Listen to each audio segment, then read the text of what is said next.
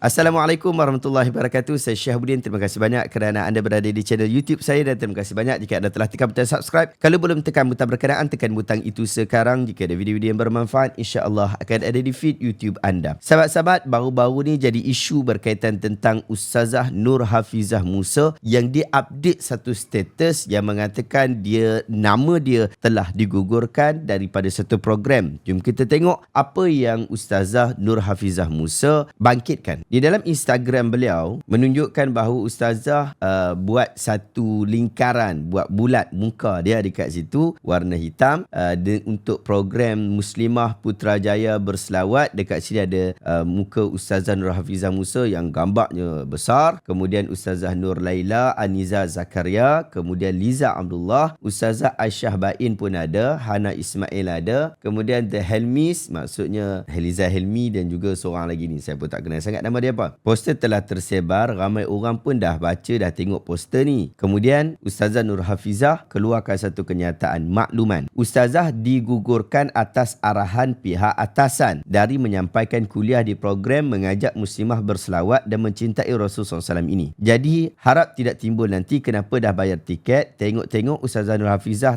Musa tak ada. Bagi Ustazah ada yang lebih atas dari segala yang atas. Dah banyak kali berlaku, Ustazah diamkan saja sebab sangat yakin panahan doa lebih tajam dan tak pernah salah alamat. Di tengah-tengah macam-macam masalah sosial yang berlaku pada ummah, berlapang dadalah Ustazah mengajar dan mendidik hal akhlak, berumah tangga, pendidikan anak-anak, psikologi dan kemanusiaan, penyucian jiwa, membantu negara untuk mendidik ummah. Tidak pun berpolitik kepartian. Berlaku rahmahlah. Allah Maha mengetahui tangan-tangan ghaib ini dari hati siapa arahan ini datang. Dan Allah akan kembalikan semula kepada empunya hati. Allah musta'an. InsyaAllah Ustazah livekan di IG Live Ustazah berselawat bersama Ustazah Nur Hafizah Musa pada 24 September 2023 insyaAllah. Allah Al-Hayyu Al-Qayyum. Ini kenyataan daripada Ustazah Nur Hafizah Musa yang kita tahu bahawa daripada satu sudut kita akan melihat bahawa apa yang disebutkan oleh Ustazah itu sangat relevan lah, sebab posternya pun telah dikeluarkan tapi kemudian nama dia digugurkan. Pasti ia akan memberikan kekeliruan kepada orang yang telah membeli tiket disebabkan Ustazah Nur Hafizah Musa. Oleh sebab itu dia perlu memberitahu kepada orang bahawa nama dia telah digugurkan. Cuma menariknya apabila beliau sebut tentang nama dia digugurkan, dia sebut juga tentang siapakah yang menggugurkannya. Disebutkan di situ ada pihak atasan yang menggugurkannya. So perkara inilah yang menyebabkan ramai orang heboh pada hari ini. Untuk pengetahuan sahabat-sahabat, ini bukanlah kali pertama Ustazah Nur Hafizah Musa dikeluarkan ataupun digugurkan namanya daripada sebuah program. Dahulu pada tahun 2018, nama beliau juga telah digugurkan di sebuah program yang telah dianjurkan di negeri Johor. Bukan setakat nama dia digugurkan, bahkan yang digugurkan juga ialah suaminya, Ustaz Dr. Azhar Biak. Jadi disebabkan ini bukan kali pertama, ia mungkin telah beberapa kali, maka Ustazah Nur Hafizah Musa sebutkan di dalam media sosial beliau dengan agak sedikit emosional. Kenyataan beliau telah mengundang pelbagai reaksi netizen. Ada yang mengatakan bahawa ini menunjukkan bahawa kerajaan Madani sekarang ini adalah kerajaan yang tak mahu menerima kritikan dan sebagainya dan seumpamanya, ataupun terlalu takut dengan orang-orang politik dan seumpama dengannya. Bahkan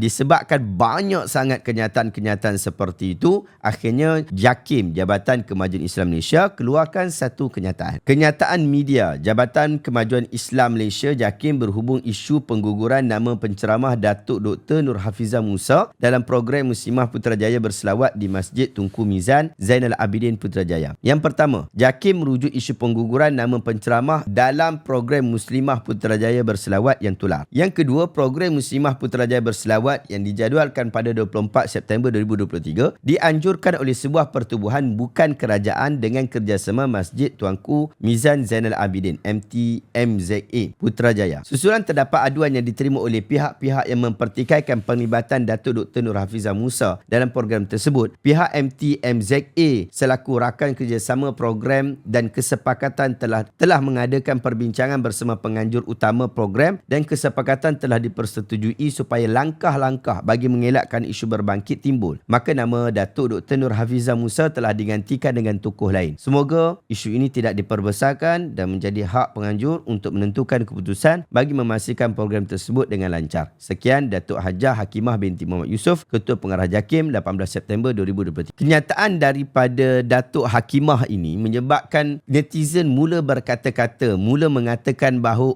benarlah apa yang disebutkan oleh Ustazah Nur Hafizah Musa, bahawa yang berlaku ini ada orang atasan yang mengawalnya, ada orang atasan yang melakukannya, ada orang atasan yang menggugurkan beliau, dan ia kemungkinan besar isunya adalah isu orang politik. Kalau nak kata politik, sahabat-sahabat, kita tak boleh nafikan bahawa Ustazah Nur Hafizah Musa memang orang PAS. Dia memang ahli PAS, bukan sekadar ahli PAS biasa. Dia juga pernah dilantik sebagai salah seorang ahli Majlis Syura PAS. Di dalam kenyataan media Majlis Syura Ulama Parti Islam Malaysia PAS pada 15 Disember 2022 menunjukkan bahawa nombor yang ke-13 yang berbahagia Datuk Dr. Nur Hafizah binti Musa, dengan maksud kalau nak kata politik, Ustazah Nur Hafizah Musa memang telah menceburi bidang berkenaan, bukan secara biasa-biasa, bahkan secara profesional. Kita juga tak perlu kata bahawa Ustazah Nur Hafizah ni tak pernah kempen kepada orang-orang politik, tak pernah kempen politik. Jika anda selalu follow Ustazah Nur Hafizah Musa, anda akan dapati bahawa Ustazah Nur Hafizah Musa memang cakna dengan isu-isu politik tanah air. Bahkan dalam beberapa kenyataan beliau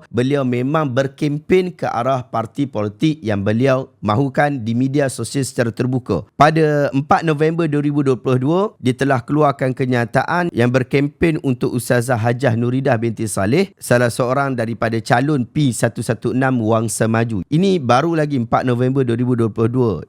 Ia adalah PRU yang lepas, pilihan raya umum yang lepas. Secara jujurnya, sekiranya perkara ini diangkat di negeri Selangor, mungkin akan ditarik tauliahnya disebabkan mencuburi bidang politik ataupun mempunyai kecenderungan politik yang begitu jelas. Saya secara peribadi tidak ada masalah untuk sesiapa daripada kalangan penceramah, ustaz dan ustazah, dia berada dalam mana-mana parti politik. Yang penting dia tidak berkempen kepada orang awam di masjid dan di surau untuk parti politik mereka masing-masing. Demikian juga dia tidak boleh untuk memegang pendirian yang ekstrim di dalam parti politik mereka. Tak kiralah UMNO ke, tak kira PAS ke, DAP ke, PKR ataupun seumpama dengannya. Jangan ekstrim. Itu keyword untuk semua penceramah. Tapi kalau kita basekan isu politik ni sebagai jalan untuk nak suuzon kepada kumpulan-kumpulan yang lain, ataupun nak pergi kata disebabkan aku orang PAS lah, maka orang UMNO, orang BN, orang PKR, orang DAP, orang PH, mereka nak gugurkan aku daripada kuliah. Kalau mereka nak gugurkan Ustazah Nur Hafizah Musa, kita akan dapati bahawa Ustazah Nur Hafizah Musa tak akan ada tempat yang beliau boleh untuk berceramah. Sedangkan yang berlaku hanya satu tempat. Pun begitu, sahabat-sahabat, bukan sekadar isu Ustazah Nur Hafizah Musa sahaja,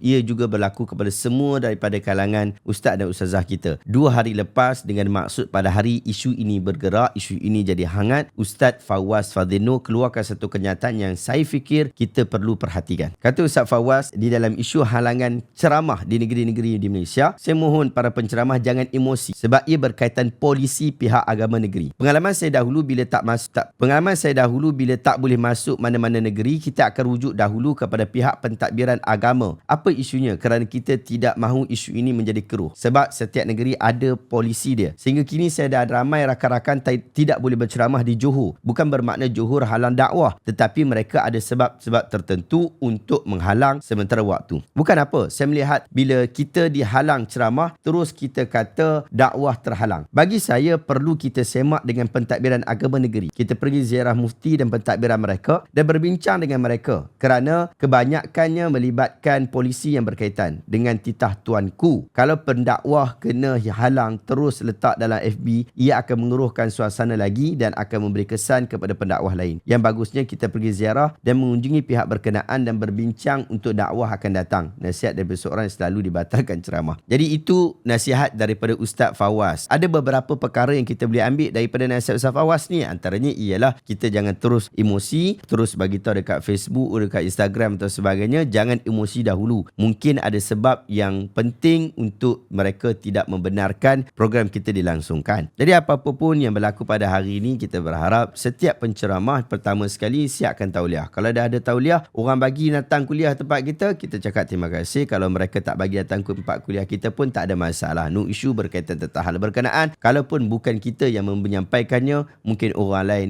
layak untuk menyampaikannya, ataupun orang lain juga layak untuk menyampaikan, mungkin lebih baik daripada kita. Dan dalam isu ini juga, saya tidak salahkan penuh kepada Ustazah Hafizah Musa, disebabkan bukan kesalahan Ustazah pun, nama dia digugurkan. Jadi kemudian dia declare, dia bagi disclaimer. So tak ada salah kat dia pun. Tapi cuma mungkin isu ni jadi hangat, lalu kita perlu berikan sedikit kenyataan supaya kita dapat faham tentang hakikat yang berlaku di dalam dunia Ustaz dan Ustazah kita. Wallahu ta'ala alam, sahabat. Terima kasih banyak. Jumpa lagi dalam video reaction seterusnya. Jangan lupa untuk dapatkan Sahih Al-Bukhari, terjemahan dalam bahasa Melayu Malaysia 7 jilid, kitab paling sahih selepas Al-Quran. Terima kasih banyak. Assalamualaikum warahmatullahi wabarakatuh.